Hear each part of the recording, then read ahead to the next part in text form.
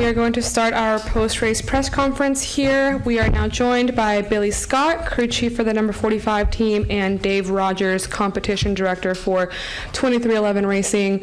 Well, for both of you, congratulations on making the Champ 4. Can you kind of take us through those emotions and those final laps there? Incredible. I don't know if it's still sunk in yet. To put him out there on a little bit of a tire disadvantage in the first place and have him drive from fourth back up to the win was amazing. So just happy to be a part of it. I think it'll sink in the next day or so, and we're ready for it, though. Dave? Yeah, just super proud of this 2311 team. Super proud of Billy over here. What a call there. Everything on the line, and he just makes this great gutsy call. He asked me what I thought, and I said, hey, my gut is to do this. And he said, well, we're going to do a little something different. And he wrote it out, and it turned out to be the right call. So congrats to him, the engineering staff that supports him, and everyone at Airspeed. This is such an exciting moment, and to have such a big win to get to Phoenix is, it's icing on the cake. It's really exciting. All right, we will go ahead and open it right up to questions. We will start up here with Reed Spencer.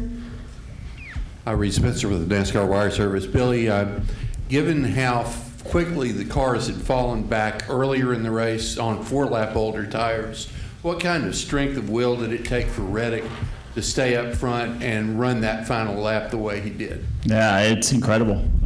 That's just how much determination he had and how quickly he can figure out what he needs to do and where to find clean air and how to get through traffic because, at the time, we were when we settled in there in fourth, I was like, all right, well, at least we made something out of the day, and we still have a fighting shot at Martinsville, and he did not give up. He did not take that same approach, and watch him go through there. It is right, nothing short of amazing. All right, we're going to go to Davey. Davey Siegel with Sirius XM NASCAR Radio. So, Billy, when you called Tyler to pit road and you see him kind of tumble down the running order, obviously hope wasn't lost at that moment, presumably, but was there a line of delineation when you thought it was going to be okay versus not okay to be able to leave him out if a caution did come out like it did? Yeah, I think we probably would have been committed either way. If we got a later yellow, unless it was really late. We knew we were going to have a huge tire advantage on those that were still on the track running long. So even though we were looking to come out in the 20s somewhere, our tools suggested we would probably finish somewhere between 12th and 15th. And certainly not what we were looking for, but we were just going to try to make the most of it and make something out of it. So when the yellow came out that quick, obviously that was the point. It was a no-brainer to stay out there and give it a shot and put it in his hands. Did you think that he'd be able to hold everybody off the way he did and then have a little bit left in the tank? It's funny. Dave and I were talking about it real time when that all happened. Like, I think we can do it. And it's like I don't really know what to think. We had not seen that situation. Like you said, that guys that stayed out earlier with 4 to 6 laps of green laps, and we had about 1.5 before the yellow came out there. So we knew we had a better shot at it than them. But honestly, we figured a lot of it was going to come down to the first turn on the restart and being able to get clear and hold them off, and would have felt a lot more confident. Never in my wildest dreams did I imagine we would get split into turn 1, fall back to 4th, and in a matter of a few laps, drive back past those 3. Let's go to Daniel. Daniel McFadden, frontstretch.com. So both Tyler and Blaney both said that they couldn't believe that Tyler was able to stick the landing, so to speak, going to the outside like he did in turn 3, during the last lap. So they're coming down the backstretch. What are going through your minds about what he might do, and what he did? What was the first thing that popped in your minds? Well, I watched qualifying round 2, so I knew what he was going to do. But fortunately, explain that. Fortunately, Blaney didn't. Yeah, I didn't know what to expect, honestly. I mean, we were watching as intently as anyone. I was amazed probably still trying to recover from watching him drive by Denny previously. Just to get in position to do that, kind of figured, like, I joke about it, but I kind of figured he was going to send it on the top because, I mean, that's where his comfort zone is. And, after a few laps on tires, that was fairly dominant lane. So, like you said, just amazing. He stuck it perfectly, and was able to get to his outside before he could block it. Let's go to Jordan. From Bianchi Athletic, I apologize this got asked. Tyler's had a lot of moments in his career, right, at the cup level, but is this like his signature moment of just elevating himself to a higher level than you guys have ever seen before? Yeah, I would say so. Yeah. With everything on the line, it doesn't get any bigger than this until we get to Phoenix. And for just to watch the guys that are battling for the cut line and in must-win scenarios and stuff to all be up there running the top 6, 7, that's all it was for the second half of the race. To be able to do that against them and figure out how to get by 3 of them in a few laps, yes, I think that puts a statement on how good he is. Yeah, I mean, I agree. It's, he must-win situation. The 45, the 11, the 12, they're all hungry. They're all fighting for a playoff berth or a championship 4 berth. So best of the best going at it with everything they have. Tyler at a tire disadvantage, a clean air disadvantage, and still prevails. I mean, I think it speaks volumes about how good of a driver he is, how determined he is, and just how much talent he has. It's a pleasure to work with Tyler. It's a pleasure to work with the entire 45 team, but the whole group, they have so much talent, and to perform at this level today, I think they just showcase what they're capable of. We're going to go to Dustin. Dustin Long, NBC Sports. For Billy, last week, the talk is, and even Tyler said, hey, maybe it was more too aggressive in that situation. But aggression is also what makes him what he is. And I know it was a desperate situation today, so it's easy. But I guess how you see that aggression, how you work to mold that, and maybe that's something you even work and talk with him too, Dave, is just, I just think about the last 2 weeks, last week and this week. Last week, maybe there was too much aggression, and this week, maybe Tyler Reddick doesn't win if he's not Tyler Reddick. That's right. And I think first off, my opinion was last week was not too aggressive. Was there risks involved? Yes. Was there risk on the guys that just took 2 tires, middle of the race, stayed up front, having to have better cars on better tires behind them? Yes, that's part of what we do. So we were very supportive of him this week. I think he was probably harder on himself than anybody else was within our company. But like you said, that's who he is. That's what we're promoting. And when you're in this situation with, last week wasn't a must-win, but this week I think was a lot closer to that. And Phoenix will be close to that again. So that's the aggression you need at this point in the season. I think we got away with a lot through the summer months of being semi-conservative, of just taking what it would give us, and we learned to race that way and scored a lot of points because of it. But now when it's all on the line and you got to have wins, it changes. And Dave, I don't know if you, from your perspective, is in the performance aspect. Yeah, I think you play to your player's strengths, right? And one of his strengths is he can live on the edge. And every now and then, when you live on the edge, you step over.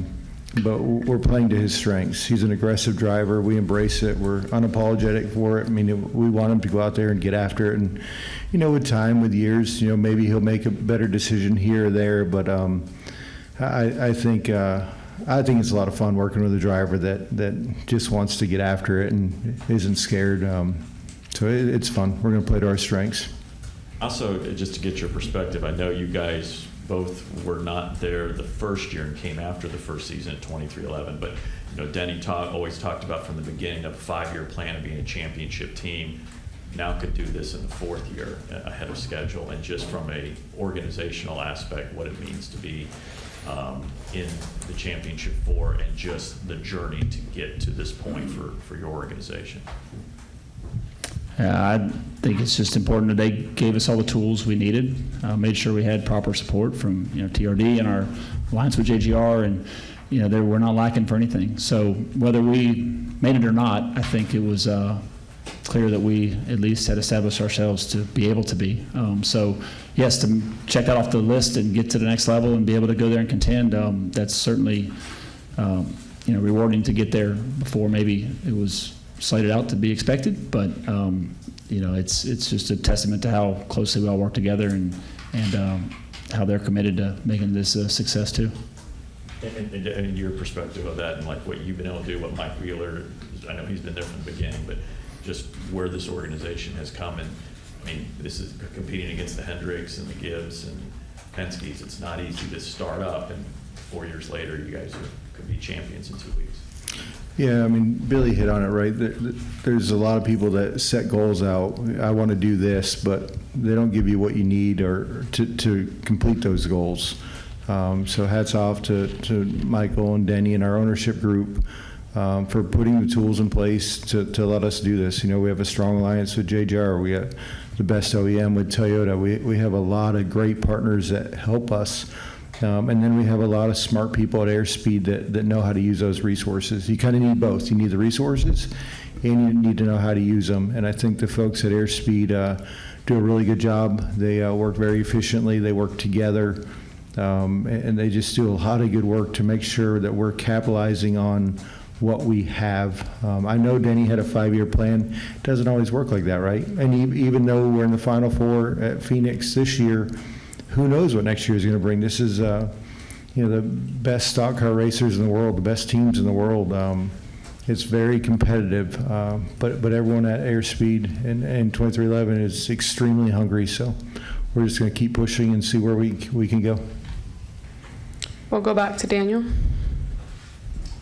Billy, so for the layman, kind of explain what was his position is Tyler in when he's on the front row with like two lap older tires, however old it was. Like in that situation, what should happen typically compared to what did happen? Yeah, I guess you could say what happened is what should have happened. You know, at a lap and a half disadvantage at a track here where the fall off is so excessive in the first few laps, yeah, you expect the car out front on older tires to get taken advantage of and the people to put them in a bad spot. And every corner that goes by, it gets closer and closer to being equal. But the biggest advantage with those on stickers is the very first corner. So I can't say it was a total surprise that they were able to go 3 wide and he gets stuck in the middle and all that. What was the surprise was how quickly he was able to kind of, I guess, overcome the tire disadvantage and still make something work. Thank you. Do we have any other questions? Let's go up to Bob. Bob Huckers, Fox Sports. For Billy, you talk about Tyler living on the edge. For when you talk about Tyler living on the edge, were you concerned that because of last week, that he would not be on the edge as much? No, actually, I think it's the opposite. I think because of last week and we were in a hole and we all felt we were really close to a must-win scenario, I think that makes it more acceptable to be on the edge. So I think if there's ever been a time we struggled this year, it's when we did have an advantage and needed to be somewhat conscious of our decisions and be safe on chances we take. I think whenever he's on the edge and we're all out for wins like this is when he's in his element. So I think it worked out well. Any final questions? Let's go to Deb, and then we'll go back up to Dustin. Deb Williams, Auto Week. Billy and Dave, you can address this as well. But at Darlington, we saw Tyler tough it out. He was so sick. He got the regular season championship by 1 point. Now, you see what he did today. What does he have that makes him so special and so different from some of the other competitors out there? I think it's just a combination of talent and resilience.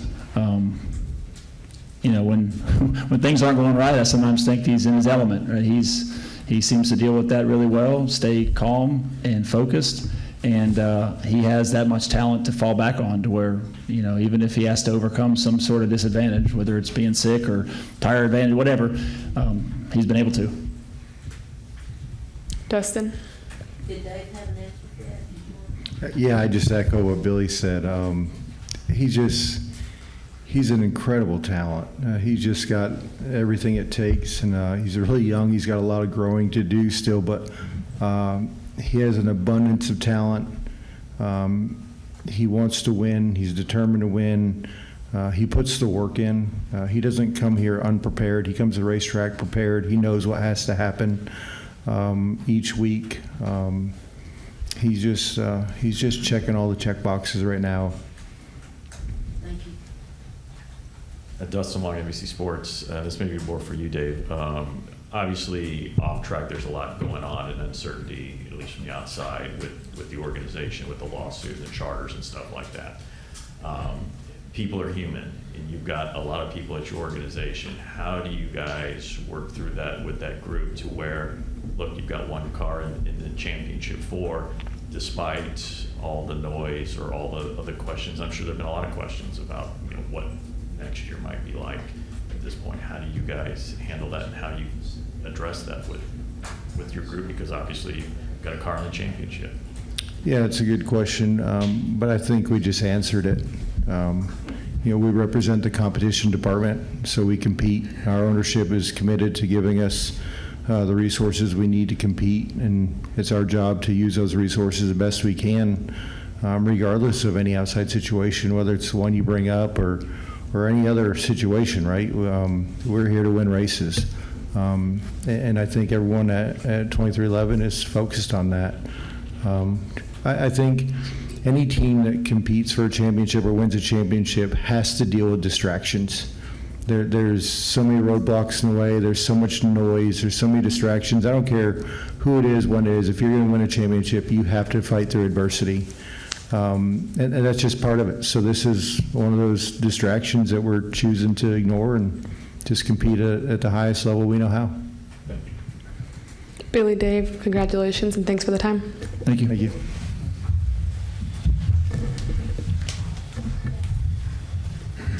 Hey, Billy, you'll have one.